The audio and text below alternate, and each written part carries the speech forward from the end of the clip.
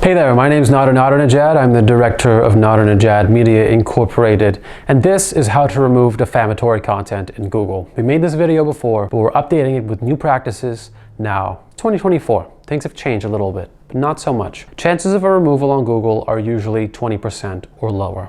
Asking the search engine generally gets no response from Google, and asking publishers is difficult based on location and depending on the individual publisher. Malicious websites will tend to never do it. They're used to those requests. They never grant them. They hide the owner of the website. They make it incredibly hard to remove content. News websites generally won't remove content because their stories are usually fact-checked. Unless there is a blatant lie, like the whole story is a lie, you usually don't have legal grounds for removal. And it is even more difficult in a country like the US, where freedom of the press is the highest. It's even less in Canada, and it's even less in the UK and much of the EU. In the EU, there's regulations like GDPR, which is concerned with data collection and compliance, not with online reputation. But there's also the right to be forgotten in the UK. These laws and other ones protect people like you and I. They make it a little bit easier and make publishers a little bit more willing to take things down, again, unless they fact-checked it. It's very hard to remove something from theguardian.co.uk, but it might be easier from a local Tribune in Manchester, for example. And so when we're looking at all these publications, this is how we do it. Number one, go to the person who wrote the article. Tell them, hey, you need to appeal to their humanity, and you need to tell them that your personal safety is at risk, or the safety of your family, like your children or your partner, and it's costing you job opportunities and your livelihood. If you can appeal to the writer in this way and say, hey, I understand you're a journalist and you can't remove it, but for the sake of my family, can you de-index it? That is a much better way. That puts you at the top of that 20% to remove the article. Now, they may not oblige, but you can try. All you need to do, send them the article that I linked in the description down below. Tell them, hey, this article will teach your writing department or your web editors who post a story, the publishing department, how to de-index this from search but keep it on your website. That way no one's going to find it. No one's going to go to the news site and type in your name, but they will find it in Google search. If they don't answer you, you can try to call. You can connect with them on LinkedIn. You can tweet them publicly. You can tweet them multiple times publicly. If that doesn't work, you can go to the editor. If the editor doesn't respond, you can call. You can connect to them on LinkedIn. You can tweet them multiple times publicly.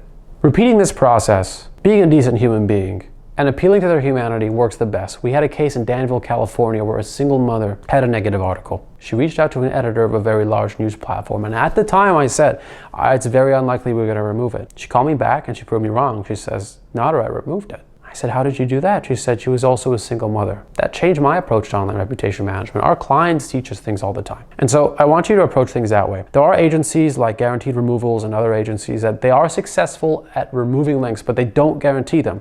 This is what they do. Let's say you have 5 negative links. They do you up a quote, and each link removal carries a certain very heavy price, so $2,000 a link, for example. They might try them all and be successful with one, and they'll do this with many, many clients. They'll take $2,000 from your campaign, remove one link, and leave you with the other 4 negative links. Then they'll move on to the next client, okay? I'm not saying their practice is good or bad or in between. I have no comment on the efficacy of their work. But I do know guaranteed removal agencies in general function like this. That's how they stay profitable. Is it the best reputation management approach? Absolutely not. We advocate for suppression every single time, because what we'll do all the time is we will request your removals. We know how to do it. My background is in journalism. I've coached our team on how to do it correctly.